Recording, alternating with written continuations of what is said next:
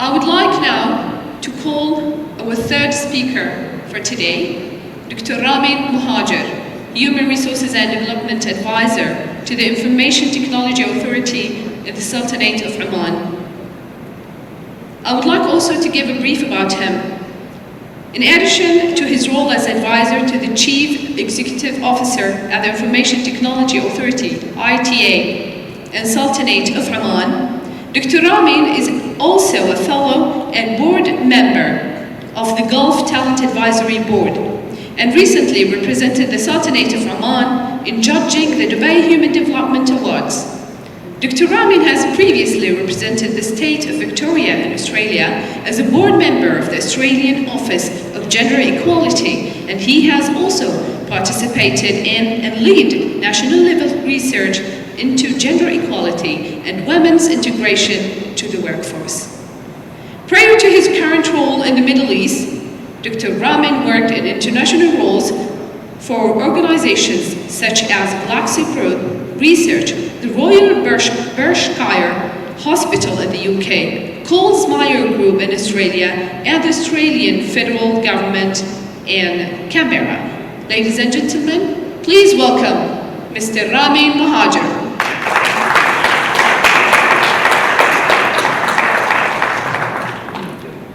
Good morning, Sarajevo. First of all, I would like to thank you. Is my voice loud? I calm down a bit, okay. I would like to thank, first of all, the IFTDO board. I would like to thank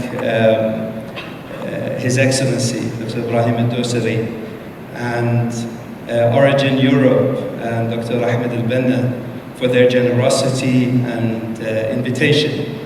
And I would like to thank this beautiful country and its people and the fantastic coffee that they have.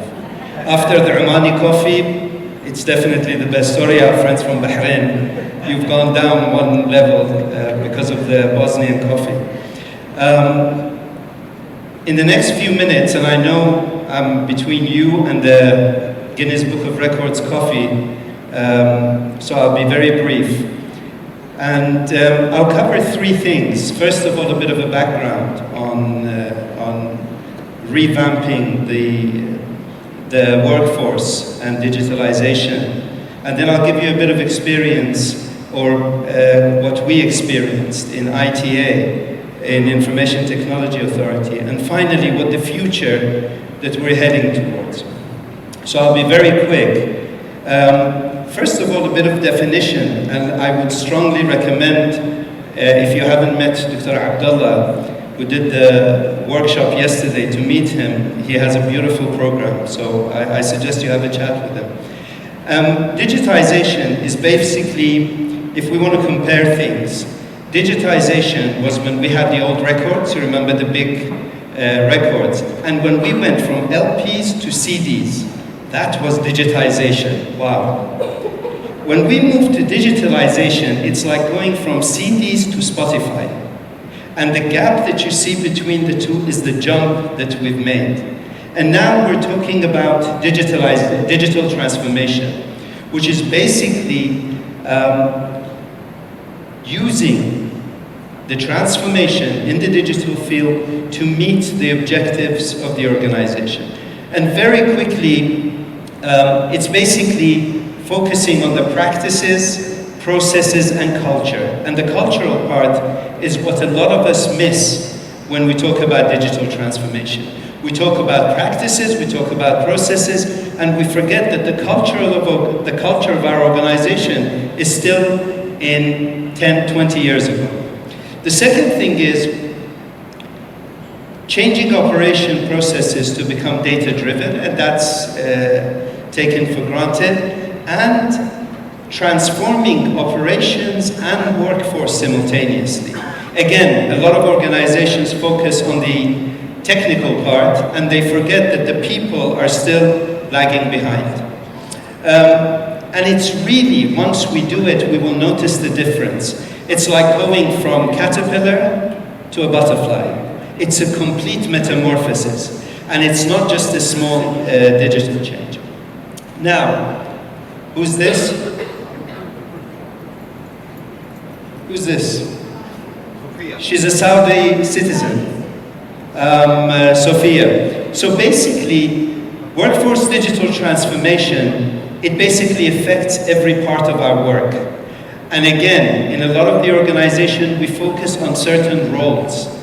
Everyone, from the T people and the drivers in the organization, up to the CEO, they should be affected, each in their own area. The second thing is, once you reach digital transformation, the line between physical and digital world becomes more and more gray, becomes more and more thin. And it's all about skills and not degrees. So the things that organizations that are working on digital transformation, they're actually working on the skills of the employees rather than working on their degrees and universities and GPAs. And we'll see how that works. International studies show that 70 to 90% of the employees are disengaged. And this is a fact. No matter how good we think we are, they're disengaged, actively or indirectly. And digital transformation is one of the main things that will get them involved, suck them back into being engaged in any organization. I'll go very quickly over Industrial Revolution, and you all know this, it's just a revision. The first one was mechanization, steam powers. The second industrial revolution was mass production, assembly line, electrical energy, and very few organizations. And I've worked in government all my life, so I have little experience of the private sector. Government or private sector, some of them are still stuck in that age, unfortunately. And the third one was the automation, computers, and electronics. And most of our organizations are there, and we think that we're digitally transforming or we're in the digitalization age. Now the real one is the 4.0. And I won't go over this because I'll show you the future at the end. But it's basically to do with artificial intelligence and everything that goes with it. And we'll come back to this bunch of writings. The previous speaker spoke the 4-in-1, 4 generations in one, so he explained it very nicely, and I won't go into that. We actually have 4 generations for the first time in history working at the same time side by side. Now the only thing is most organization looks at the issue as a challenge, whereas in reality it's not. If we focus on knowledge transfer from the baby boomers and the X generation to the Y and the Z, and the technology knowledge the other way around, we're set. We've got 4 generations that each one is an expert in a field, in an area. So it's ideal to be working at this time. Now, it's all about personalizing staff experience, and that's, we go back to the engagement. So, personalizing the staff, addressing them as humans, as individuals, the personal touch. Imagine you go, even you mentioned Starbucks, and Starbucks does it. When you order a coffee in a completely strange country, and people you've never met, and the guy says, Ramin, your coffee is ready. You feel a personal touch. So transformation and digitalization actually help personalize it. And the other thing is technology prioritizes individuals, not the other way around. And we bring technology into our organizations and we expect everybody to bow and abide, whereas it's exactly the other way around. We're bringing technology to serve the staff. And again, as we mentioned, it affects everybody in the organization. Now imagine that you bring digital transformation into your organization, you bring artificial intelligence.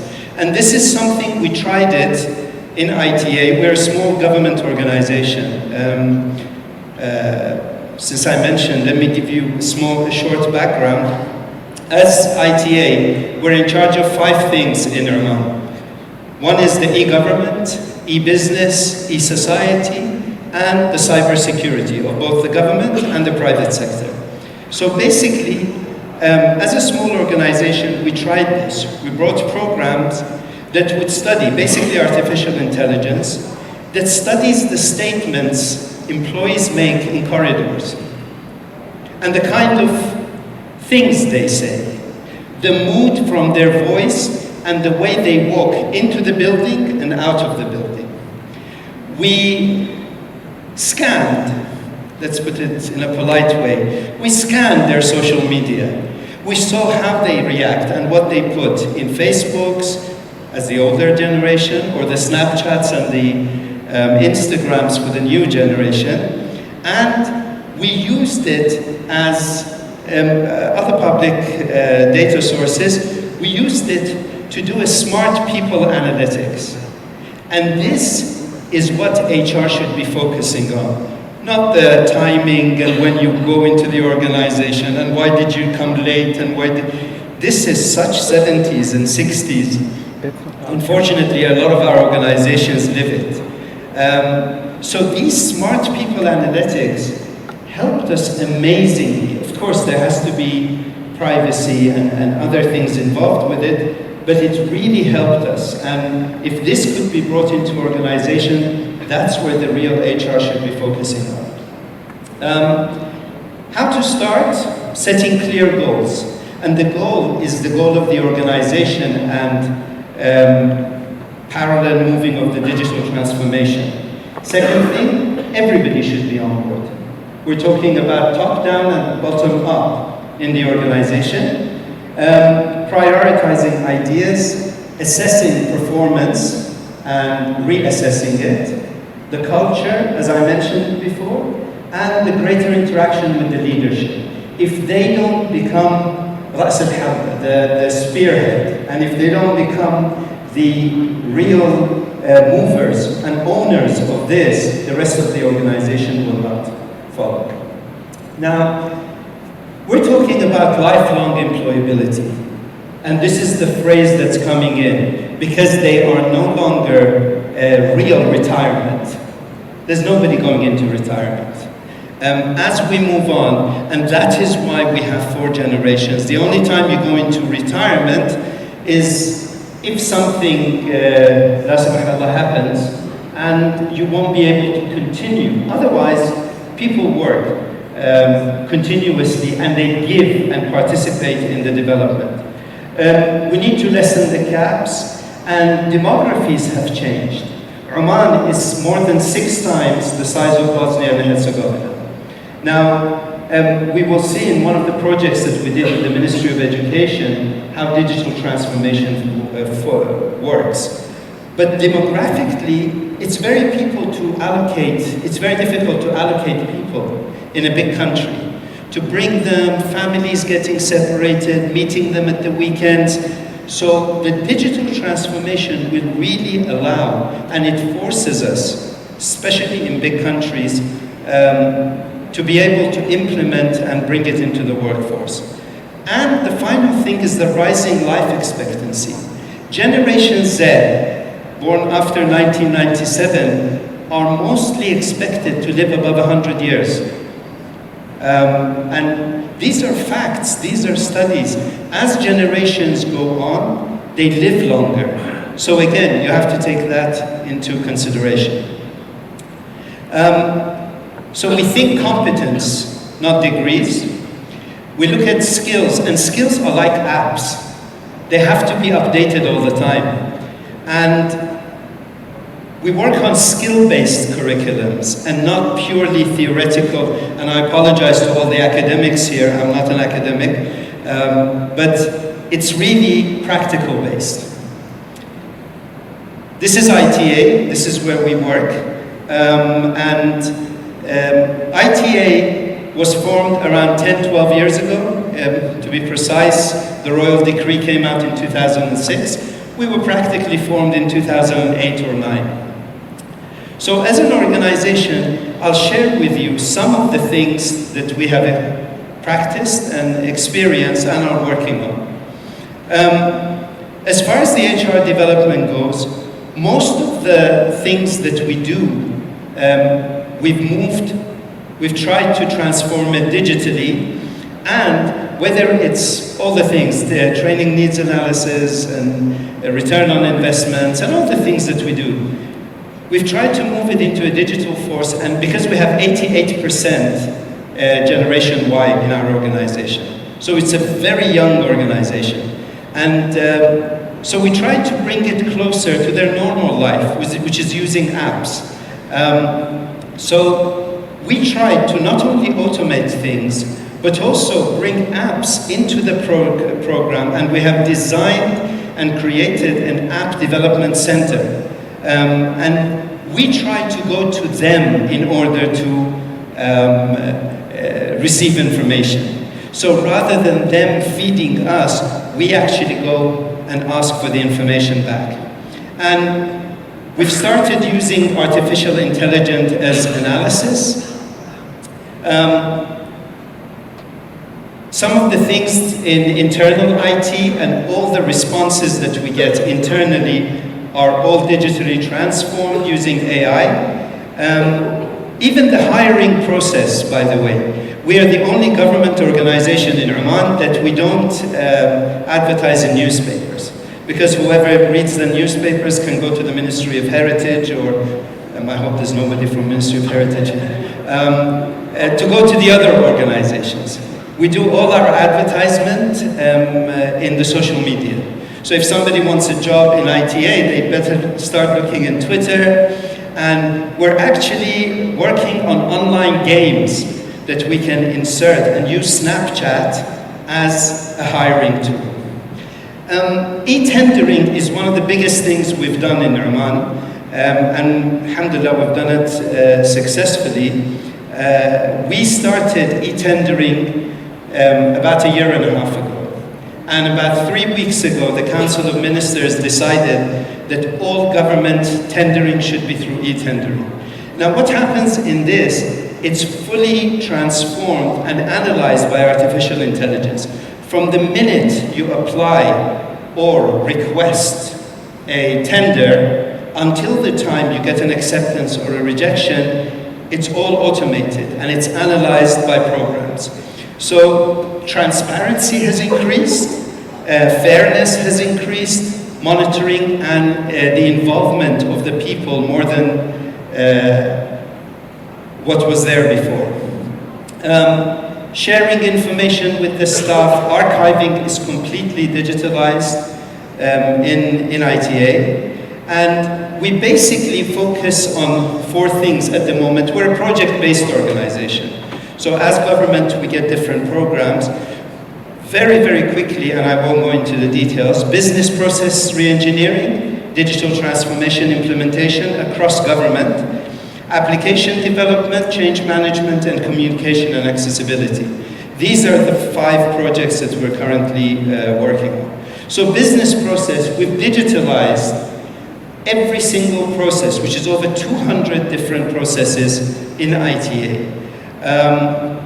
We have, with regards to e-services, we're actually moving from e-government to smart government, which, as you all know, the difference is that e-government, everything becomes digitally transformed, and everything that you do gets connected. Smart government, do you know what this lady does when she holds this? She first of all tells you 10 minutes, then 5 minutes, then it's finished, then she starts threatening.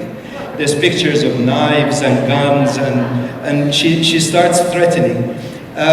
Thank you. So smart government is basically where you go to the people and tell them what they need. So basically, when a child is born, why should I go to the hospital and get a birth certificate? Why should I go to the Ahwal Madani, to the civil registration and get an ID for my kid?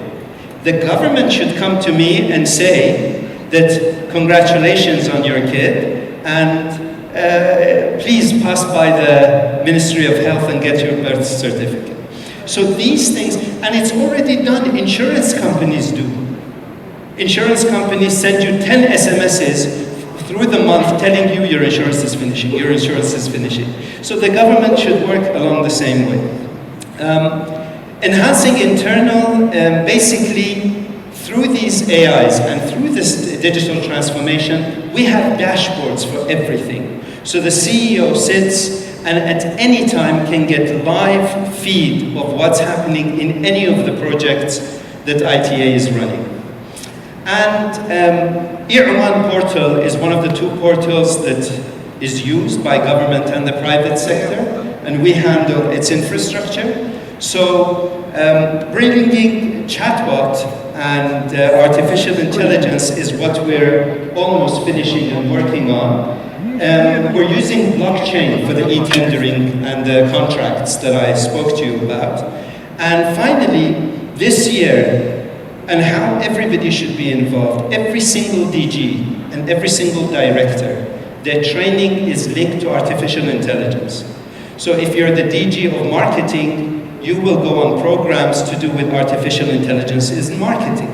And if you're finance, you will go artificial intelligence in finance. So everybody has to be revamped at the same level, at the same time that we're bringing chatbot and other artificial intelligence. Now, G-Cloud is something that we're working on, and yesterday we had a long discussion in Dr. Abdullah's session about cybersecurity. And of course, there's going to be, for a government, we're not going to be taking something off the shelf.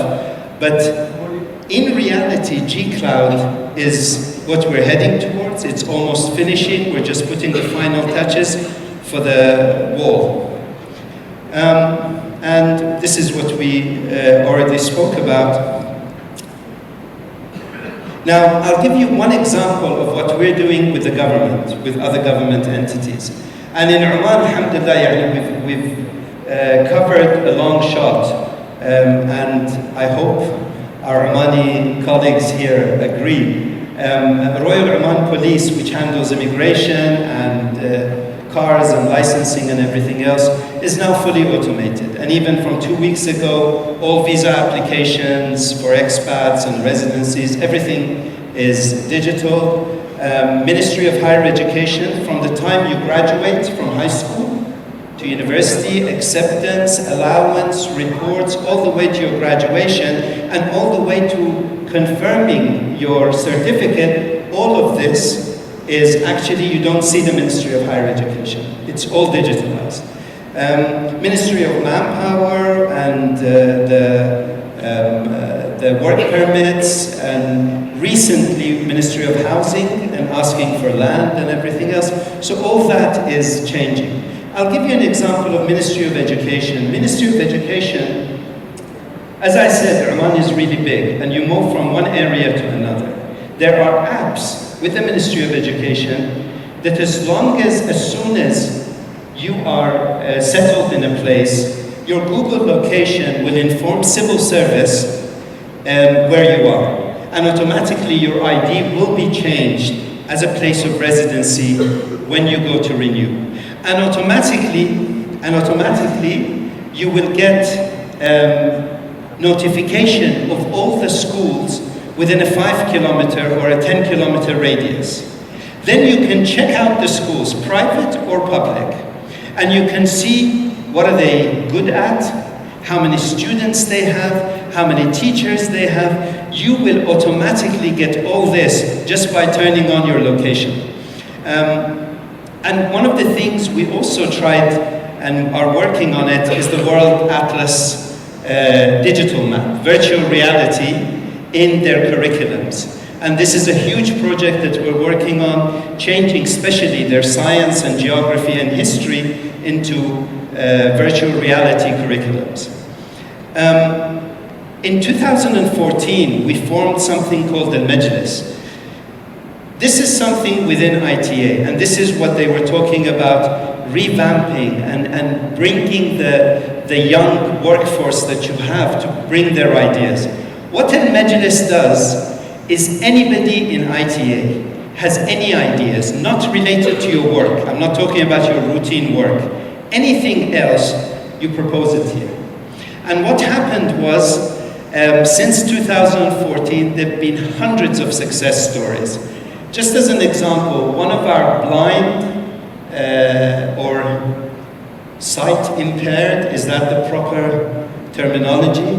One of our blind employees who is in charge of the IT services, he developed a game which he proposed here, a game for the blind, playing tennis. And his game was sold for something like $12 million. And he still works for us, by the way. He didn't take it and disappear. He's still working. But that's the kind of thing that encourages people irrespective of their work. We've all heard this phrase, HR is going to be Ubered. And it really will. If we don't get on board, one day we're going to wake up like the taxi industry and see that Uber has taken over our lives. And one of the tests that you can do, check your employees when they have a question about HR. Do they go to the HR or do they go to Google and YouTube? And that's where you can see whether your organization is involved or not. Very quickly on this part, basically, when we talk about the future, we're talking about transformation to working smarter. Not working harder, but working smarter. And AI industry in the next 10 or 11 months is going to go up 8 times to reach $70 billion. And this is just the programs, I'm not talking about research. And HR will be moving, and it's to our benefit. And a lot of HR, coming from an HR background, are scared of transformation. Losing jobs, and we'll see that we will lose a few jobs, yes, but we will have hundreds of other jobs coming up, as we will see. And HR will basically move to less mistakes, faster times, more efficiency, and everything else that you can see here. And the strategic role of HR will basically focusing on talent management, talent acquisition, and talent development, people management, onboarding, and basically giving the people's experience. Before, somebody used to apply, they used to come to an interview, nobody looks at them, and once they go, forget about it. Now we count on it, because this person will come for a 5-minute interview, and when he goes, he is the ambassador. He can, in the social media like this, we can have our reputation going down because of a 5-minute interview. So this people's experience is with anybody, that not only your employees, but anybody that you come into interaction with. And identifying, attracting, and retaining, and all the things that really should be focus of our HR. Employee well-being, and the gentleman talked about work-life balance, tunnel vision, multitasking, and basically we don't own staff anymore. I'm sorry to say that, I know for HR it's bad news. They thought they owned and all the staff in the organization. We don't own them anymore. We are there to promote them, we're there to enable them to go to the next level. I have 0 time, and I'll finish in 2 minutes. And the bad vibes are gone, to be honest. Digital transformation is not going to be something that we will have robots and the rest of us will be sitting at home. It's all about revamping the workforce. And because of time, I'll just go through. So each of our organization is really going through a journey. And we're all moving to digitally transformed workplace. That is our ultimate aim. And what's happening in the future with the 4th generation, with the 4th industrial revolution 4.0, basically some jobs are being lost, for sure. We're having hundreds of new jobs. Very quick examples. Cybersecurity is the hottest thing that's coming up. Doesn't exist in most organizations. In Oman, about a year ago, a royal decree, not a royal decree, Council of Ministers decree, that every government organization, and we have 98 in Oman, they should have a department purely dedicated to cybersecurity, reporting to the minister. And each one should have at least 4 to 5 people. That's 500 jobs overnight. not the private sector, count all the other industries. And these are the things. In Oman, I'll just give you an example of how it created jobs. One college and one university used to have cybersecurity as part of their degree. Now, after this decision, we have 6 colleges and universities offering cybersecurity degrees from international universities. So this is the area to really focus on. We have the Internet of Things. We have the 3D printing. And the 3D printing is going to be the future. You're not going to be ordering anything, you're going to be waiting and making them as you wait. And I'm talking about most things. The roads and the cameras and the facial recognitions are going to be different. Basically, you're going to be monitored, not monitored, you're going to be recorded and used for peaceful purposes, in inverted commas. Your daily reactions, wherever you are. The streets, the lighting, even the design of the streets need new engineers that work for self-driven cars, for example. You've all seen the picture that says, "Good morning, ladies and gentlemen, this is your captain speaking. I decided to work from home today." And it's self-flying planes, and this is coming. They're just figuring out a few things. Augmented reality and virtual reality, the next Apple phone, and even the XS, the Max, has the augmented reality features, and it's going to be fully augmented reality and artificial and virtual reality. Nanotechnology, fusion of physical and cyberspace. The new phones, maybe. We're going to have robotics, engineering, plastic surgeons for robots. And this is not the future 100 years. This is something that universities are studying to bring in their curriculum. Robot ethics. Who would have thought human ethics is being stepped up? And now we're thinking about robot ethics. And these are degrees being offered in universities now. Big data, whether it's to do with research, analytics, brokers, all the different fields, and I won't go into the idea of big data. Personal health and anti-aging, which I'm sure medical organizations can go into this. And basically, how we can make people live longer and longer through genetics. Movies, music, and it's not only about self-driven vehicles. It's about smart cities that can deal with.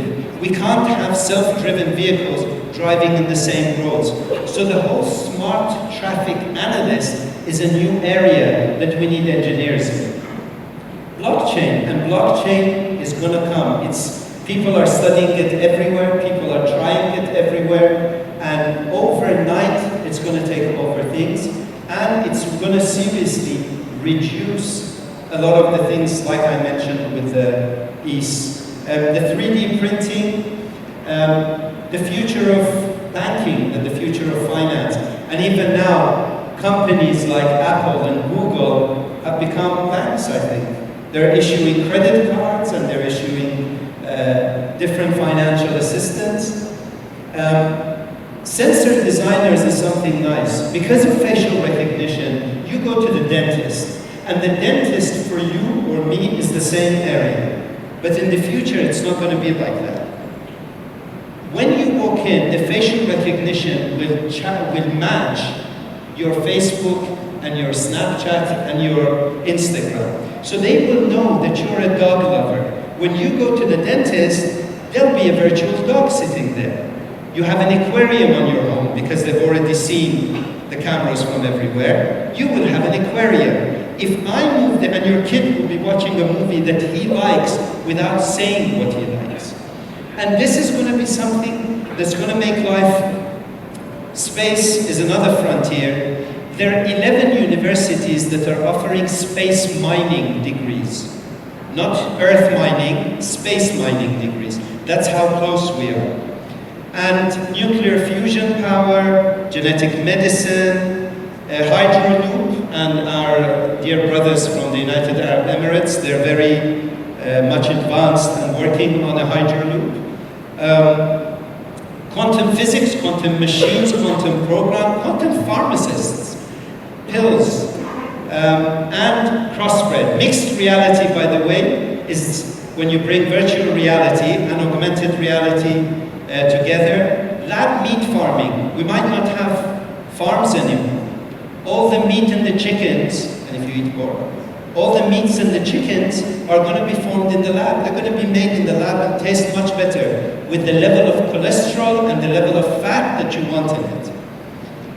Internet of Things is actually becoming, she's threatening now. I'll finish. 2 minutes. Internet of Things is becoming Internet of Everything. Because Internet of Things, when everything is connected, and you can connect to everything, and everything connects to you. Internet of Everything is, for example, when you're driving home, your car Google will tell your microwave that you are 3 minutes away. Your microwave will form. This has got nothing to do with you. It's the car talking, tweeting the microwave, and telling the microwave he'll be home in 3 minutes, warm up his food.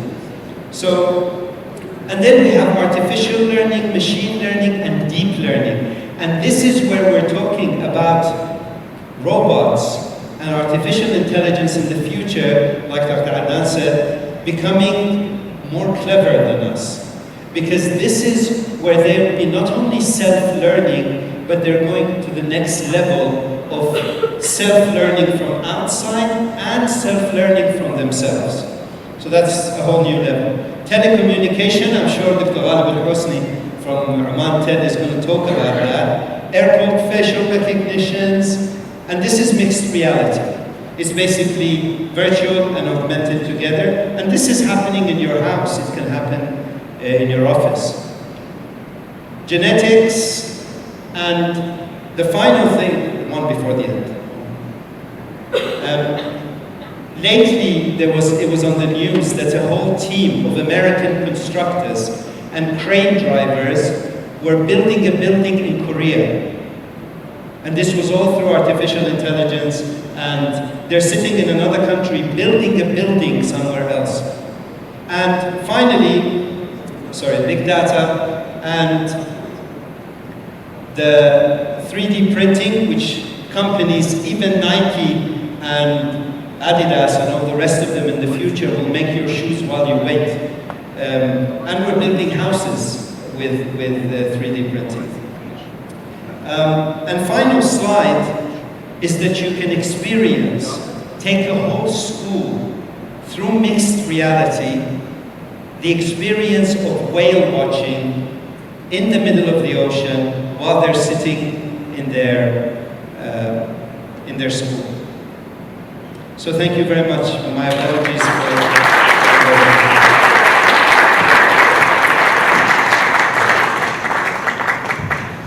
Isn't it interesting how our world is changing?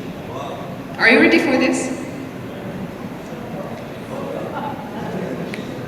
Thank you, Dr. Ramin Mohajer, the advisor to the CEO, Training, Development and Performance Management at Information Technology Authority, ITA, Sultanate of Oman. I would like to call Mr. Raj Oklo, Honorary Treasurer, IFTDO, to the stage to hand over a token of appreciation and thank you letter to Dr. Ramin Mohajer.